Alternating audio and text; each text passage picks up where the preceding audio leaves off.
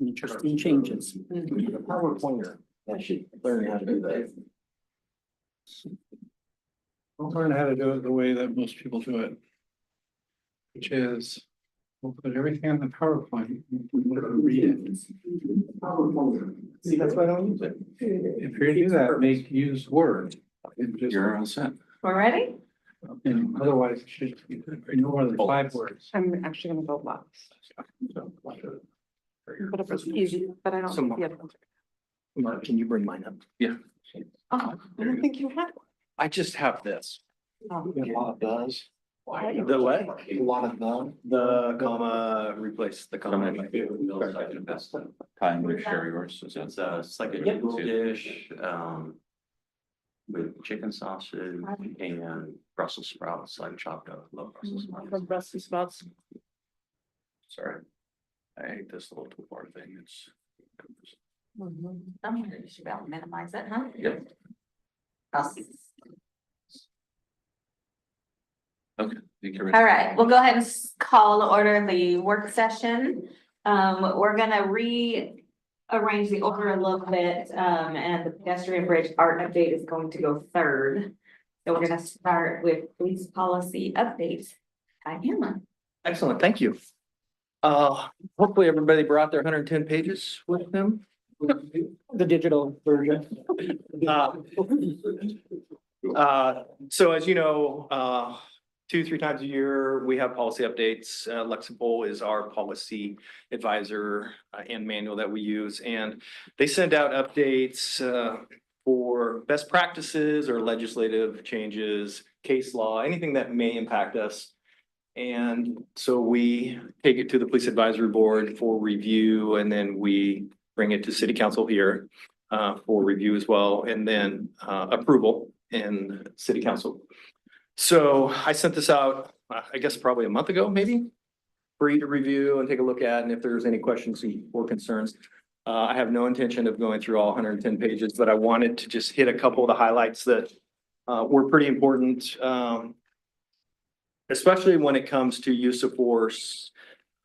That's probably our biggest liability in the police department. And so when you see that come across, a lot of people wonder what that means. And you'll see on the screen here, it says major. Sometimes those are just grammatical errors that impact those. So don't put too much weight into those. But with this one, the use of force, some of the things that came out, and one of the things that was driving some of these changes is Department of Justice was trying to get us all on board so that we could be accredited if we weren't.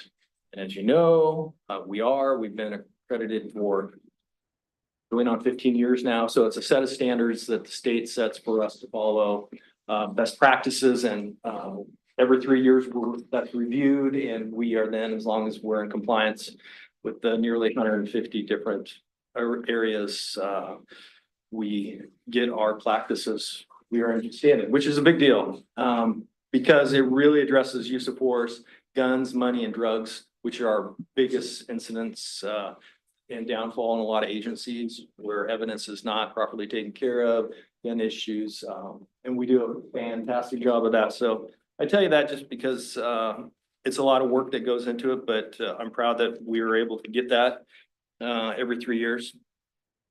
With the use of force, some of the things that came up, and when I talk about the accreditation, one of the big things is duty to intercede and report. That's kind of the big one. So if another officer sees something happening, they have an obligation to step in. What I mean by that is if there's another officer doing something that they shouldn't be, they've gotten amped up, they've gotten a little excited, that they can't just turn a blind eye. They need to step in and stop that behavior. And then more importantly, or equally, I should say, is that they need to report it so that we're aware of it and we can address it. And either it's through training or it's through discipline, personnel issues, but it's something that's really important. And I think it goes hand in hand with just the trust and the transparency to the community, that we're not brushing things under the carpet, that we're taking responsibility for our actions. These can be very intense situations and things.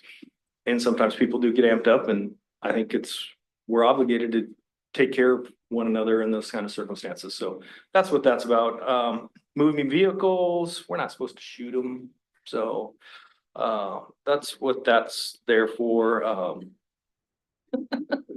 Although you see it all the time. That is not what happens in the show.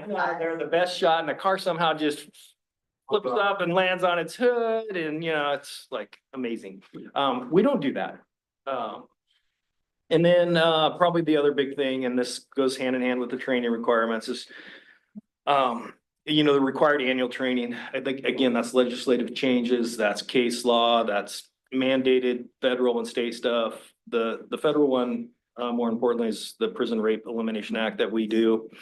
Obviously the high liability issues, and then just policies and procedures. So that's what that whole first thing is. Control devices, the only thing that we have right now is the 40 mil. So we don't have OC, we don't carry batons, so we don't have that, but we do train regularly on all those. Some of the other things that came out of that, which was interesting, is the no knock warrant. So people curious what that means. And for the nearly 30 years I've been doing this, it's rare exceptions that we have the no knock. Those are really high risk circumstances that would occur, but typically there are always a knock. And for us to get a no knock warrant, we have to have the okay and authority through a judge. So it's just, they're very rare. But I mean, not that you can't have them, but here we typically knock and announce So what was the change to that? that no knocks. They're not allowed Okay. without the exception of or with the exception of the warrant from Yeah. the judge. So and there again, a lot of these things, which I'm proud to say that we're already been doing all these things. Sometimes things take a while to catch up. Biased based policing, it's just really goes hand in hand with our training and how we do that. One of the things I think I talked about at the PAB is we have what's called stop data. So every traffic stop that we make, we have to put in who we stopped, why we stopped. So that's race and gender and the reason for the stop, and then if they're issued citations. And I can tell you that we've been 100% in that input for years. So Washington County holds that database. They then submit it to the state, so through DOJ. So we do a great job in making sure that our officers are always keeping up to date on that. I had a question about that. It looked like they added an annual profiling complaint form. Yes, That's new. no, we've had it. It's been around. It's been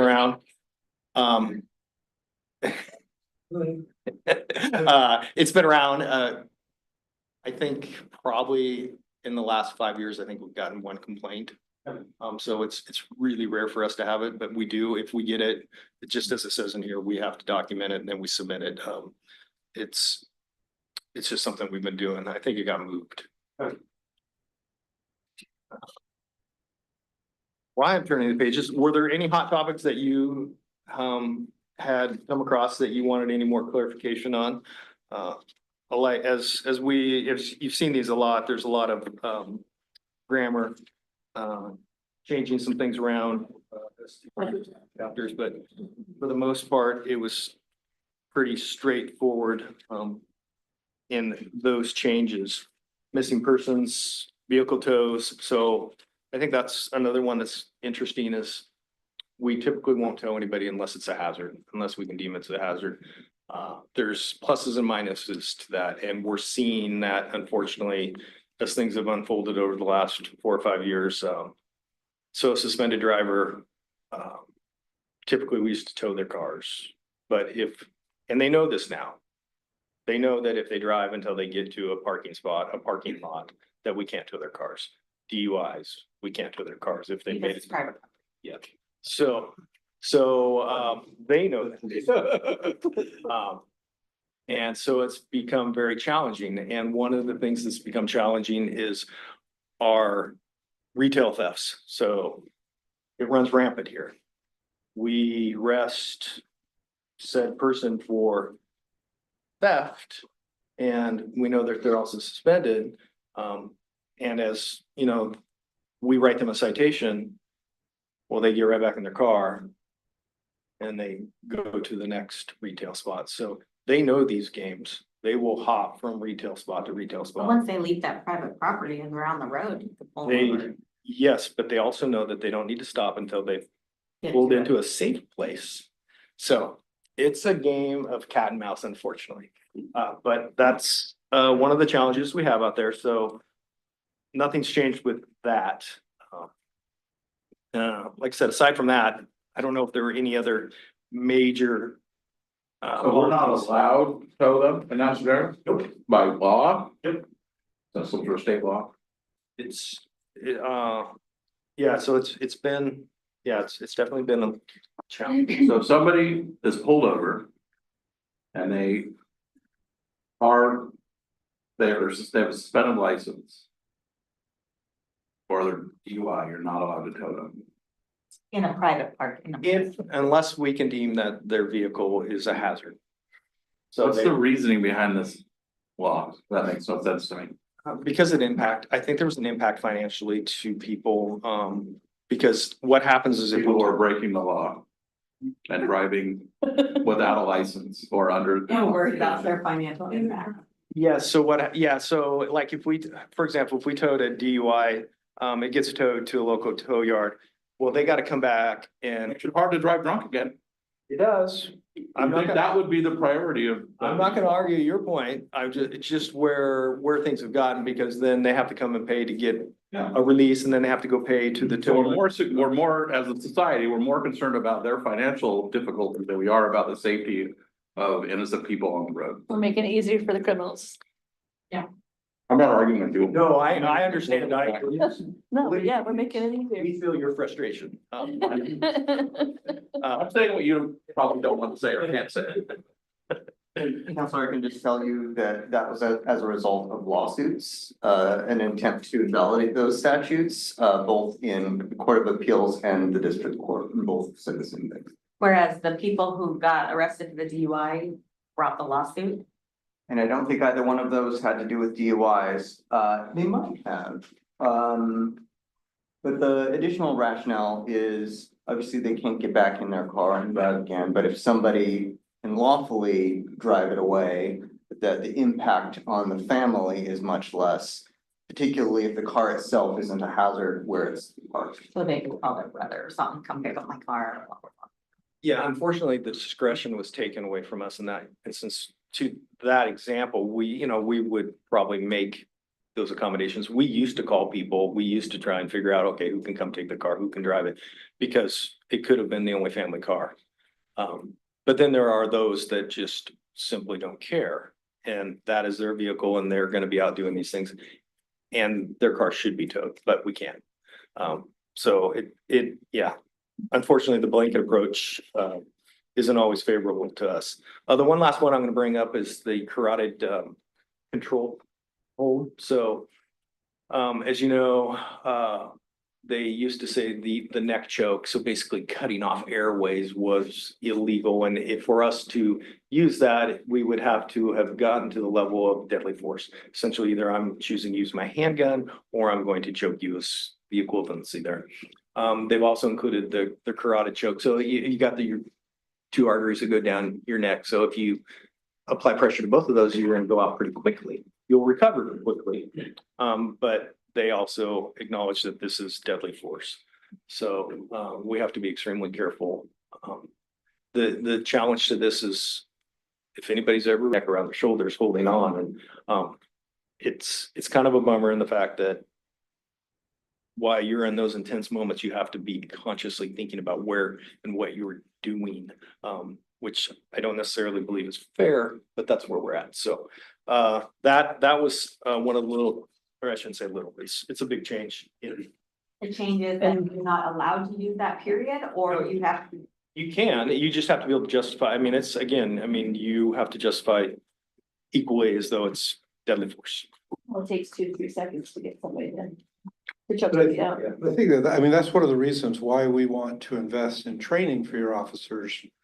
Because, theoretically, they have have been trained now to recognize when they need to escalate and when they need to, you know, and they certainly probably have trained more than the person that they're choking, right? And so, I mean, that's why it seems like, yes, it's an additional thing that they have to worry about and think about. But we're giving you guys a million things that you need to worry about and think about in these things, and that's why we want to invest in having you be the best trained. Because we know you're not gonna, we know it's a million, right? There's a lot of things, but that's why we want to do that training, right? And so it's, yeah, I get that it's an additional thing, but I think that's why we push that so hard, right? I 100% agree. I mean, we always are training. Yeah. Because to your point, it's important that we have a lot of tools, but more importantly, we feel confident and Yeah. competent with those tools. And that's, you know, even with our guns or with our tasers, with everything that I am wearing here, I have to have a level of competency Yeah, that you guys believe I should have. I mean, really, you don't want me showing up and going, I don't know what I got on here. Let me, you know, and so, but there again, the challenge physically with people is there's just no rules. There's no rules on their end. We're the ones that have all the rules. So you're in knockdown drag out in a hallway with somebody who is on methamphetamine. It's like nothing you've ever experienced in your life. You're like fighting a pit bull, and hanging on for dear life. And so, like I said, then, you know, you're trying Think to, about all this and remember. you're trying to control all these things and, you know, the next thing you know, you're around their head and you're like, oh crud. You know, and yeah, I mean, and for a split second, somebody may let go. Somebody may not react like we want them to because they're worried about what they're doing or Yeah. maybe, we can be on this forever, but yes, you're right. We train and we train a lot and I think it's important. And you know, as these things come down, we adapt and we make the adjustments, but they're always sometimes challenging. Yes, sir. Because this is only authorized when deadly force would be authorized, is it documented as use of deadly force then? Yep. And it looked like it removed chokeholds and replaced it with this, is that correct? So. Yeah, I think. I mean, anything around the neck you can't do. I can't cut your airway off, which is the esophagus, which is what they were originally talking about. And I think they had to clearly define the arteries here as well and the carotid arteries. Right. Because those are just as actually probably more effective. But unless you're trained on it and you know how they impact you, you know, then you could kill somebody obviously with that. And so, yeah, there again, they just kind of threw the blanket out on this whole thing and said, well, you can't do any of these things. And so, yeah, it just covers the whole neck. That's the way we train. Don't touch the neck. And that's fair enough.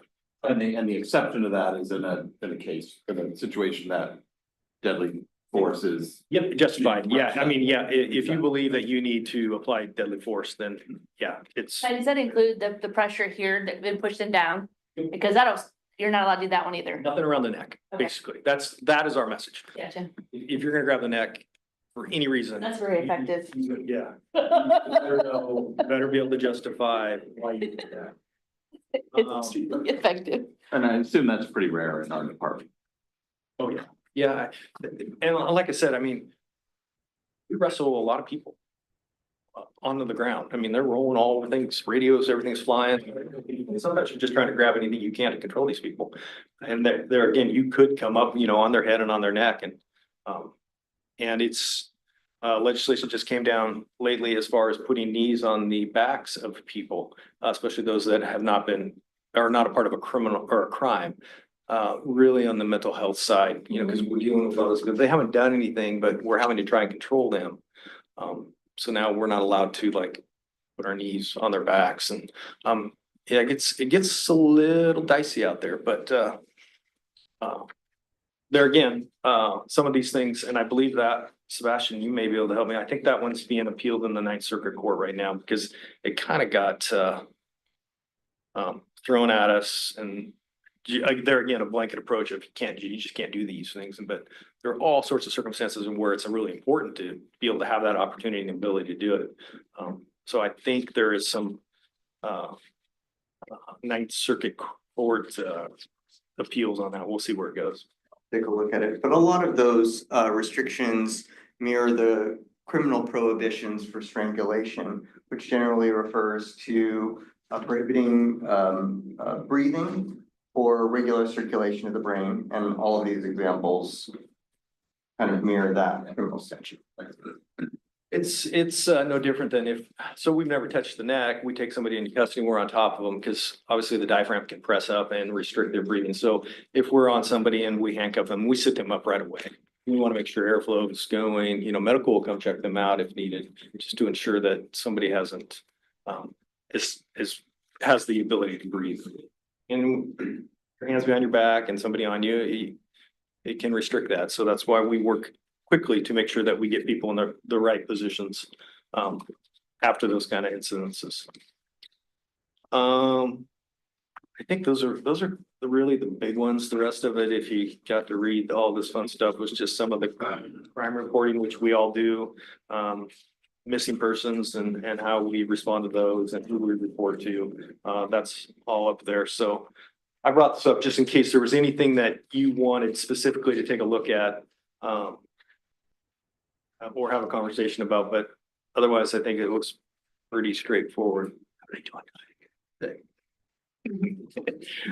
Anybody have any, Dan have another question? Yeah, the section that dealt with the strip searches. Yes, the gender identity one, yes. But below that with the juveniles, Mhm. prior to this, was that authorized by this instead, or was that new language or? We've never done strip searches.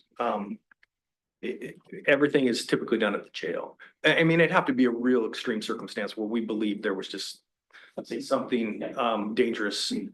Because, you know, obviously people will hide things up their rectum and those kind of things, but that would be done at the jail. So this is, sometimes, you know, when I read these things, they're important, but they don't really apply. Because we won't do it. And you know, we bring people into the cells because we have the temporary holding cells. So we can hold them for up to 4 hours, depending on what the circumstances are. And so we'll search them, you know, we'll take the belts and take their shoes and all those things and go through their pockets, but we won't strip them down and do anything like that unless there's just, for whatever reason, we have some belief that we need to, and then we'd obviously bring in who they want. But I would say in all the years I've been here, I've never heard of one happening here in the PD now. This would still give us direction just in case those.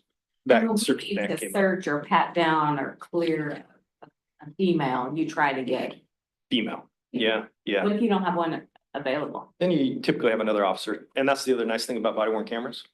You know, we have that there going, and then if we needed to, we would have another officer. But we have a lot more females Yes, to have we do. available now, Yeah, so. as a matter of fact, I know other agencies have asked our females to come and help out, so Yes.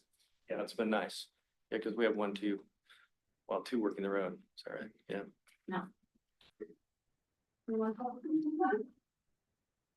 So this has all gone through police advisory board. and they've Yes. Given their stamp, and so next is you'll put it on our agenda for approval. Yep. Okay. Thanks, Steve. Thank Yeah, you. thank you. Next up on the hot seat. Eric, you can have my seat. It's the house. Eric, you. No presentation. Just chit chats. It's fine.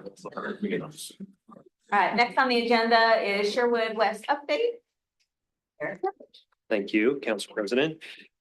We are here to talk about Sherwood West. I sent around a link last week to the October 8th work session that Metro Council did. Fascinating. It has been a fascinating process. And overall, that work session, I think reinforced the discussions that have been happening behind the scenes. In terms of conditions of approval, there really weren't any surprises, which is good. The Metro Council directed staff to adopt the baseline forecast for growth. There were a lot of advocates trying to get the Metro Council to adopt the high growth forecast. There's a lot of reasons that Metro Council and the staff didn't want to go in that direction. So for Sherwood West, that was actually a good outcome that sort of clearly aligned Sherwood West with the regional need for employment and industrial land. So that match still remains between our request and the growth forecast, which is good. Metro Council did direct Metro staff to look into housing affordability in Sherwood West. Frankly, it was a little late in the process, and we were hoping, certainly at the city staff level here in Sherwood, we were hoping that the final direction would be provided on October 8th. And instead it was, I think we're mostly there, but please look into this affordability condition. And so those discussions are continuing to happen. Metro staff is going to wrap up that research at the end of next week and then circle back with us. I know Mayor Rosner is also talking with some of the Metro councils as well and floating some ideas back and forth. So that's sort of a quick update.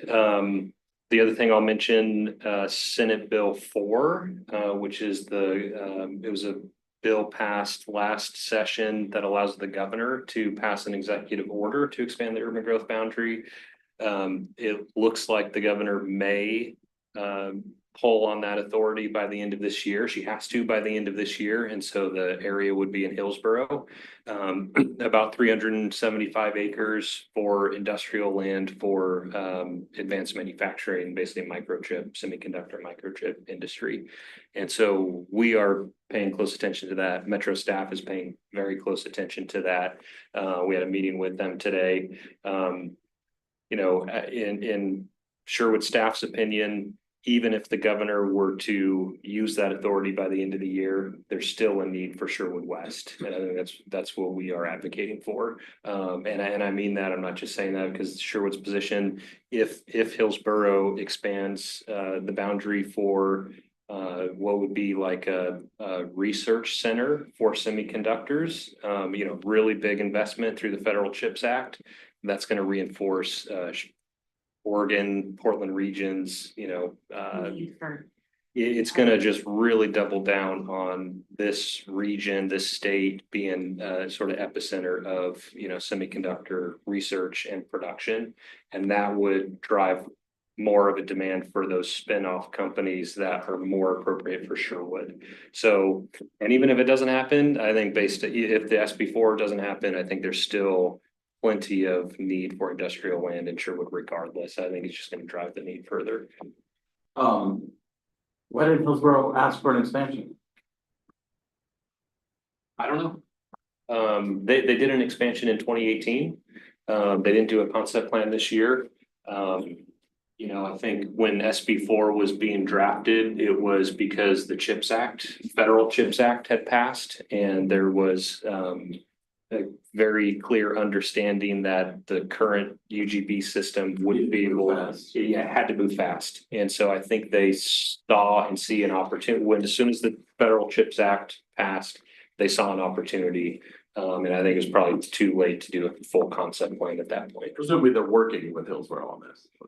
Like the governor's not just foisting it on them. Like, they must. Yeah, the SB4 meeting, Metro Council President Peterson provided testimony and support. Washington County Chair provided testimony and support. There's a few state representatives. It was kind of a powerhouse of elected officials there. And so I think, including, of course, Hillsborough Mayor Callaway and others. So I think that's been happening behind the scenes. Thank you. So I think overall, we've been talking a lot about density and had some concerns about density. I think that issue has been addressed. It looks like the Metro Council provided direction to Metro staff to reinforce the Sherwood concept plan in terms of density, number of housing units. So that's good. We're working behind the scenes to sort of finalize that language.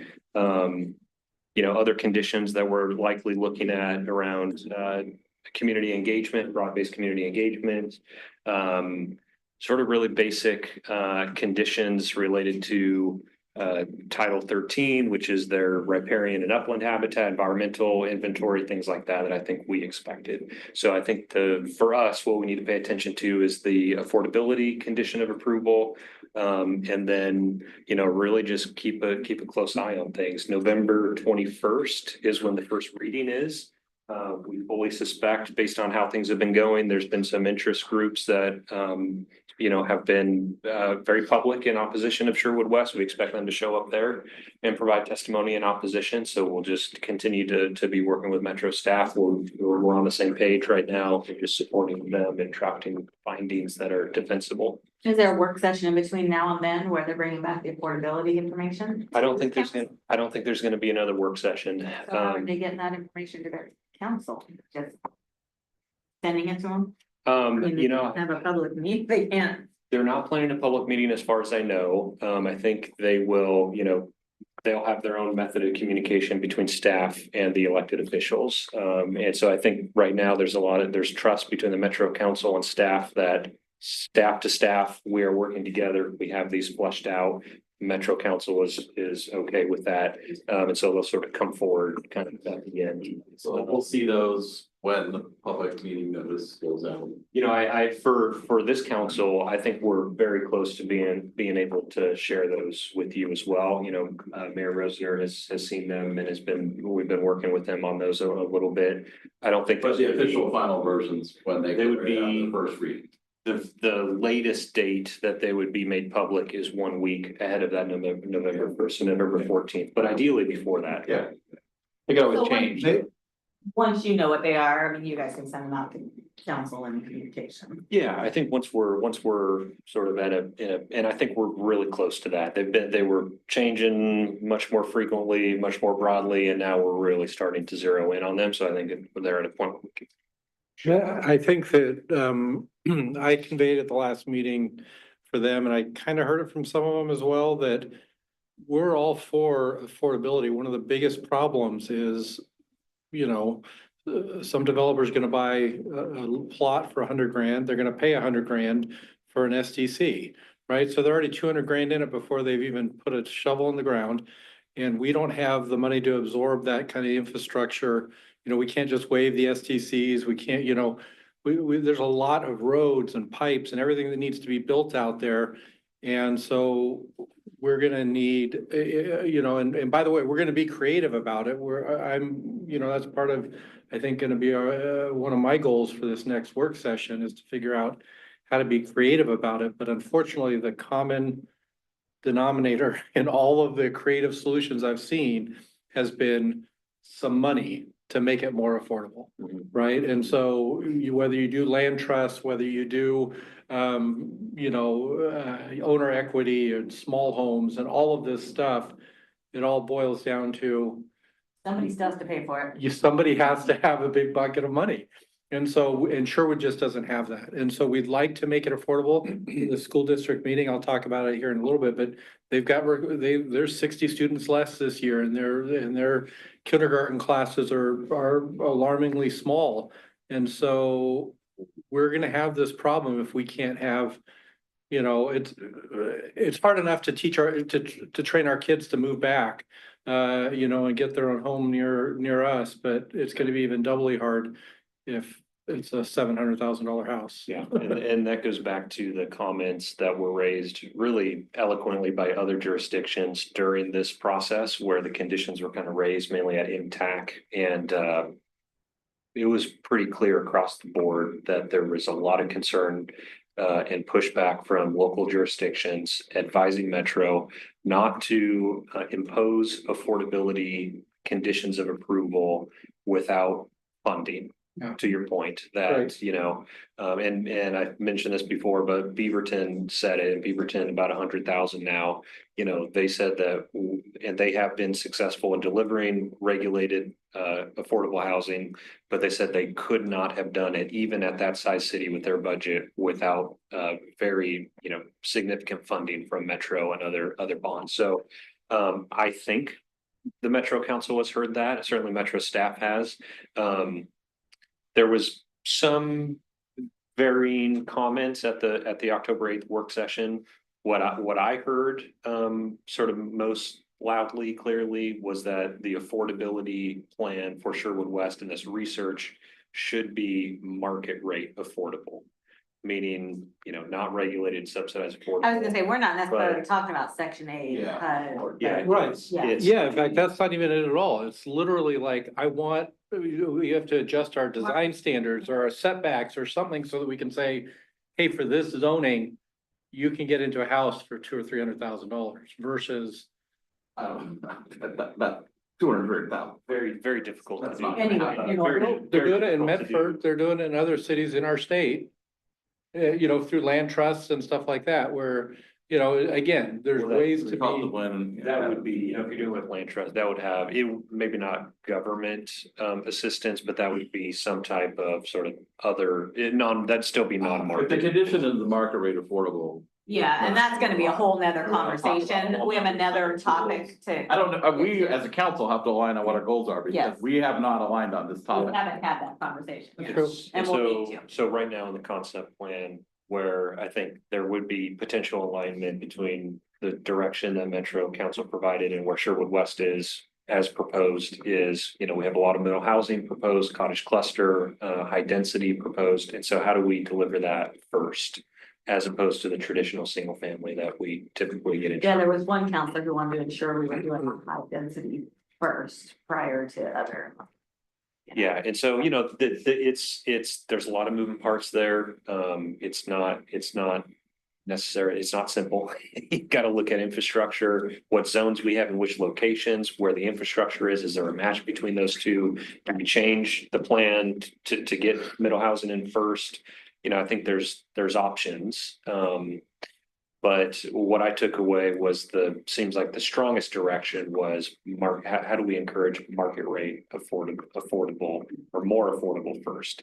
I didn't hear loud and clear in October 8th to require, a certain amount of regulated affordable housing or to require, income restriction based on. You didn't hear. I did not hear No. that. No, I'm not to say that some proposals might come back after this research with that language in it. And I think that's where we need to work with Metro staff early on to let them know how we feel, how we see things. City of 20,000.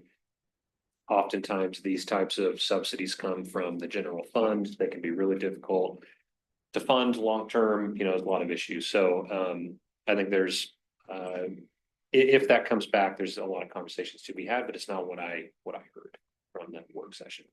So I think in summary, I think things are looking good, but we still have runway ahead of us. I think we all hoped Metro and Sherwood staff that we were further along at this point and that the sort of outcome was clearer right now. But we're inching there closely and we'll continue to track things as things move forward. So it's all going to happen pretty quick. The governor's announcement could come anytime after October 31st. November 21st is the first public hearing for Metro. So I think we're close, but every day is going Yeah. to potentially change things. So we'll just keep tracking it. Awesome, thank you. Any other questions before we move on? All right, I don't know if Counselor Mays has joined us or not. Oh, yeah, there he goes, he's in the waiting room. Should we let him in? Good time, Sure. I guess so. All right.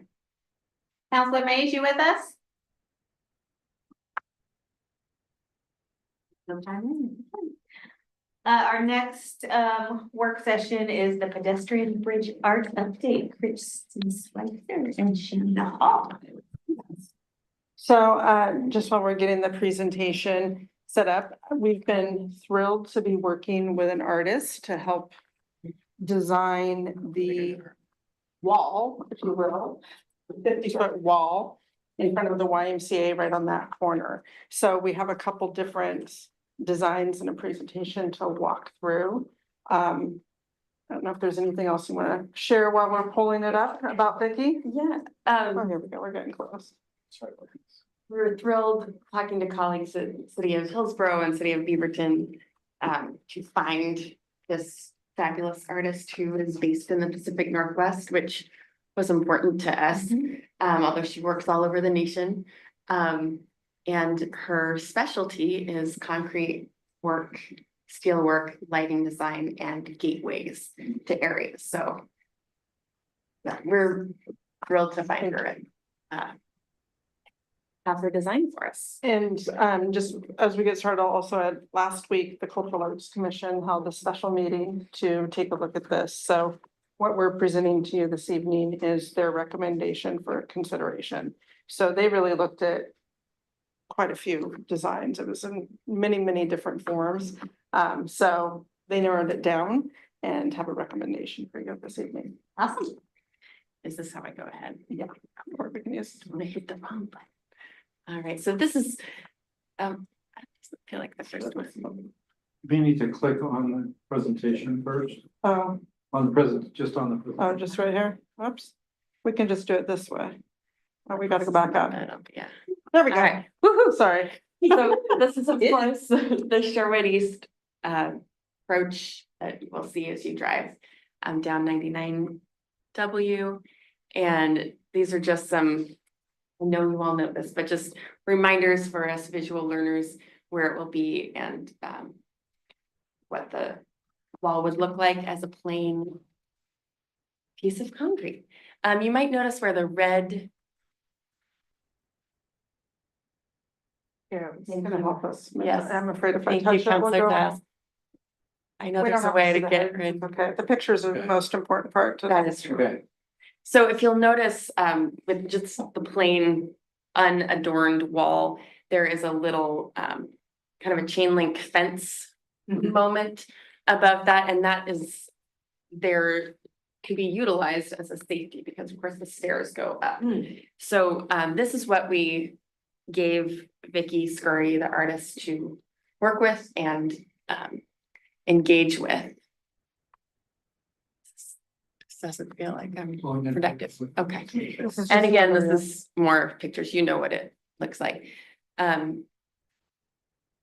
can, We already talked Yeah. about. this is Vicky, by the way. She's in Ohio right now doing learning more about lights, but this is showing one of the works that she just did in Longview, Washington, which is laser cut steel mixed with the concrete form liners that you all had expressed interest in. And this is just an example of kind of the scale of her work. And this leads onto a big waterfront and the concrete form liners are representative of the movement of the water. Yeah. And it actually goes up into this, I think the next slide is like a 30-foot wall. So really beautiful, high quality work. We can go on. So the conceptual mock-ups that the Cultural Arts Commission considered, for one she had put together, trying to use the curving motion, undulating movement of the bridge to make a piece that looked like it was integrated into it and part of it, not just a plopped in art piece. So that was really important to her and really important to the Arts Commission as well. So here is what our top choice was after seeing her presentation. Cultural Arts Commission appreciated the concrete form liners. She also she proposed putting a powder coated steel, laser cut steel piece where the utilitarian handrail, and yeah, fence was the gonna be- fencing was, so making it more of an integrated art piece. Is this a separate fence from the fence that goes up the walk? So Chain the link. walk is behind. This is separate. Yeah. So I think you turn and then that other fence would start again, correct? But it's not connected to the fence that lines the bridge walkway. It's connected on the corner. No, it is not, Doug. He says no. Okay, It wouldn't be. okay. And then this was just another idea that we wanted to show you all as well. This is what it would look like if instead of concrete form liners, you wanted it all powder coated. This was the Arts Commission's second choice, just said, if we were gonna do a metal option, what would it be? Yeah. But I think It's the second thought, choice, but I've seen 4 things so far. Well, these are very similar, so we're not focusing too much on the specific design, we're focusing on the elements of it. Do we like the? So this is choice A, ignore the This is difference. This is actually the same pattern, I think, captured in different Yeah, sections. So it depends what you want to highlight, and this could definitely be fine tuned. It's just what's our starting place? Is this the design we want to work with, and are we headed down the right path? Or do you like something like this? And then, sorry, one more recommendation that the Cultural Arts Commission had on this is to maybe see about rounding these corners somehow to, and Vicky said she could work on Continuing to that so soften that the it lines. continued to be a little bit more soft instead of So the square. 90-degree angles. And yeah, and the fun thing, like some sort of safety code. yeah, I think it does not. But this is a side view of what it would look like, and the concrete. Custom form concrete comes out about 2 or 3 inches, and it's actually a really fascinating process. There's only 3 companies in the US that make these concrete form liners, and it's pretty labor intensive, but she would come out and do some custom milling and hand planing and making sure it's and really oversee that process, because it's definitely a process. And then this is what it would look like in place. And again, like Kristen said, the details of the exact design, we would still work with the artist on, but the idea is that it's gonna continue that movement, look like it's part of the whole. The color, the Cultural Arts Commission really resonated with this color as opposed to some of the other options, because it ties in the YMCA. Vicky didn't realize that was also the Bowman colors. We feel like that's a little bit of kismet there. Hole in the middle. That's a light. That is. I don't think it's a flag. There. Do you have a version of this with just the metal? Yeah, Too much red. No. you don't like it? No, I like the other one better. What's the cost difference? Ooh, I like that one. So we included this just because there was, We asked, There was- we asked for an option with the Yeah. word Sherwood in it. and this was, not the top choice of cultural arts, but this is what this would look like with the rendering. It looks like we changed the color red in this one compared to. It was, the it's previous one. a little bit Bright. too I bright, a think little you're bit gonna do brighter. brick or Yeah. color, darker color. And this we we just inserted this, the artist would obviously have the red look like the Yeah. other example. And again, if Oh. you did like this, we wouldn't have to use this exact. Wouldn't have to be this size, it wouldn't have to be the sign and size, it could be a different font if I like that's. this one. I like the, either this or the one with the concrete and the metal. And I'm not really opposed to all the metal, I just think it breaks it up to have it half and half. I'm opposed to all of them. I don't like the all metal one at all. I like either this or the Sherwood. Yeah, the choice, the recommendation is The half and half. yeah, concrete form liner, and then I love that she took that little chain link topper and actually made a continuation of the art. The Arts Commission didn't like this one at all. They didn't, One person, did. I mean, yeah, it there was a one minority, person, the majority of them didn't necessarily like Sherwood being right there, they were also worried. About the sign here, I'm not sure how much, I said, that could be moved or where that's gonna end up. Anyways, they just weren't as excited about it, didn't know how it would look. Taylor? If council wanted text of whatever, they, obviously you could do whatever you, this is a 50-foot wide Sherwood.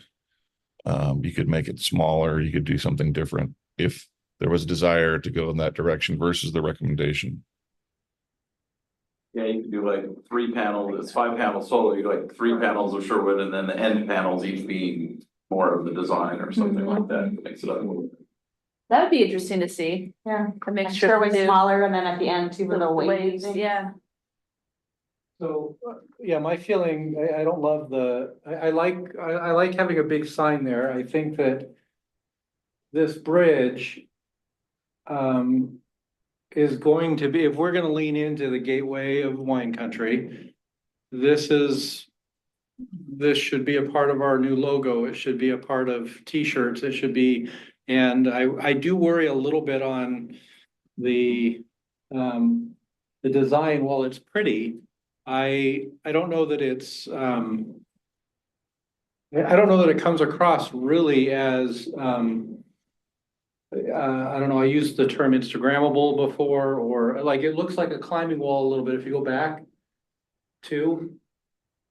Like, I just know my kids would just climb that, right? It's just it would be a climbing wall. And by the way, it's beautiful and it's, you know, all the other things. I don't know that I would say, oh, that's unique and amazing and I want it on a postcard, right? And so when I look at that and I go, okay, but we're spending so much on this bridge, I want it to feel a little more special. I don't know that I feel special from that. And I don't, again, I'm only one person, so if the rest of everybody loves it, I'm fine with it. I don't, there's nothing objectionable to it here. It's just, I don't go, oh, let me get a picture of that, right? You know, like it's. Well, and I don't know Pedestrian. that if we were gonna try to find something really unique, we'd say, well, let's build a 50-foot wall. And go Right. with that. So I think it's functional art. So we may have to look for another opportunity for that really Yeah. unique Instagrammable, like, I don't know. Wall was gonna be No. something to put on a The post. walls I here. understand what you're saying, but Right, but we it, have to. Retaining wall. Right. Yeah, right, but it's, you know, there's a way to do a $50,000 retaining wall and a $500,000 retaining wall. I mean, I get your point, like, that's why I kind of like having Sherwood on it, because then it ties like, okay, I'm driving in, I'm seeing this awesome bridge, where am I? Oh, I'm in Sherwood. Yeah, and by the way, that's why, so, because if we don't put Sherwood on this, we've now got to spend another amount to do a new welcome to Sherwood sign somewhere over there. Because it's the new entry to the city, right? And Right. so, Right, so you're getting 2 for 1, basically. yeah, and so I'd almost say, I'd rather have this one. I'd like to see it shorter, but. Like the I'm shorter also- with the two. But I'm also okay saying, hey, we want it as big as possible, right? But, you know, so let me see it both ways, maybe with a different font. With the right color. Yeah, Potentially will not be, though, the entrance to the city if Sherwood West gets approved. The hospitality zone will potentially be It where won't that, be the official. but it'll be, again, it'll be to not worry about symbolically. putting that on this and having it be used for something else might be better in the long run. Okay. Which, did you have a preference on which design you want? Of the. Of these choices, it would be the first one, I think. Do you want to just mention how, just scale wise, it's only 50 feet. Sounds big, but when. Yeah, but the whole scale. 1,000-foot We gave her parameters of 50 by 4. Yeah, And then she added more feet to make it more of a statement, but it's not a huge area in which to make, I think we all want a big Wider than the roadway, somewhere it's pretty big. in terms of the Yeah. amount of. Yeah, and I like, by the way, when I saw the bottom part, I was thinking, oh, those are the vineyards in the distance and that's you know, part of the, you know, the hills and. Okay, yeah. Yeah, and hills and stuff like that, and so I really wanna be clear, and I don't remember, is the artist on this or not, I feel bad. It is. Versus, okay. I'm just, again, art is subjective, so, but and so I like that tie into the wine country and stuff like that, and I initially thought, oh, okay, there's you know, there's kind of that through point, but I also, again, it might be, yeah, it might be too industrial for, how do they stop kids from climbing up it? Is it just it's only angles? like 2 inches. Plenty.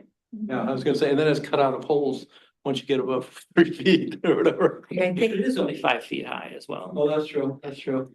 So I'm just gonna kind of get everyone's input, so Dan said of these choices, the first one.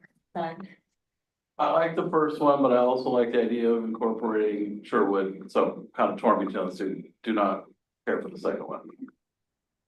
I like the third one in some capacity. And I like the second one.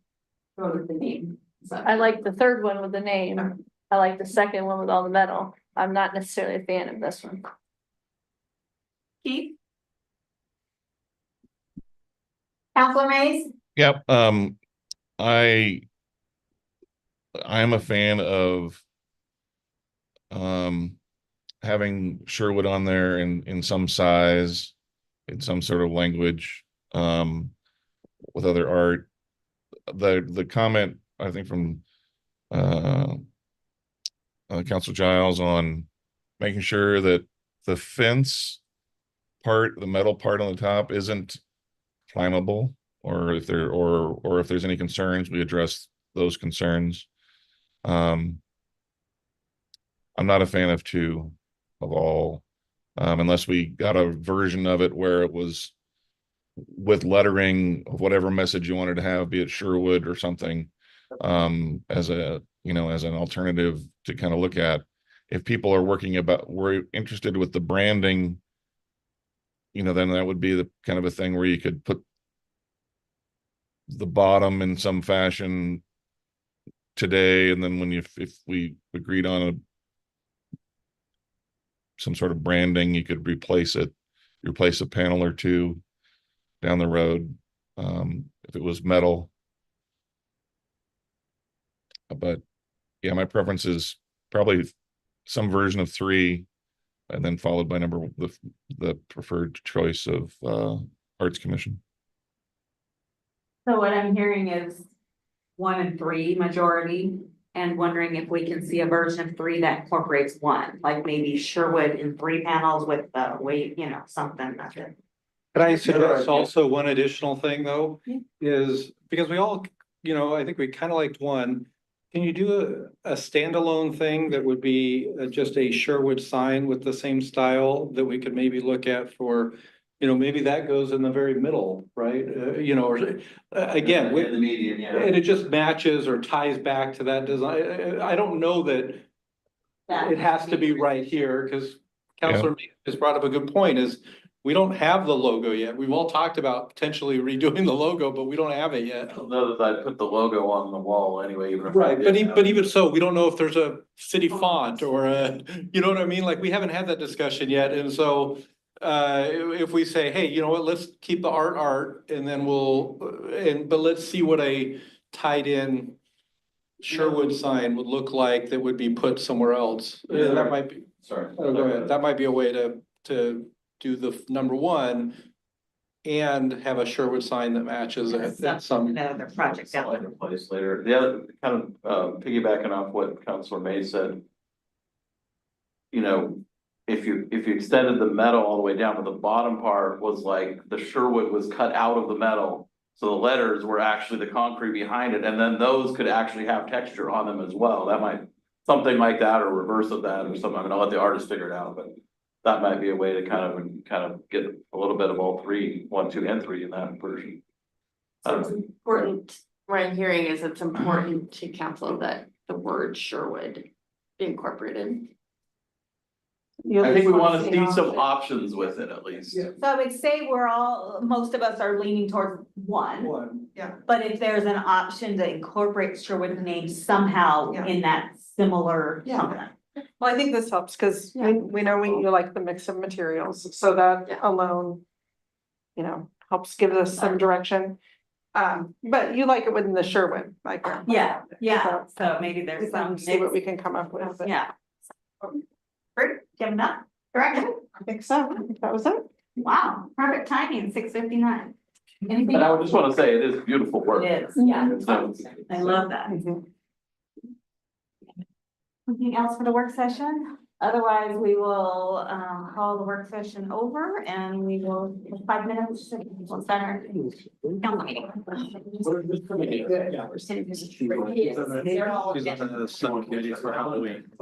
Or Taylor and I will be. On the board at LSC today. Well, you said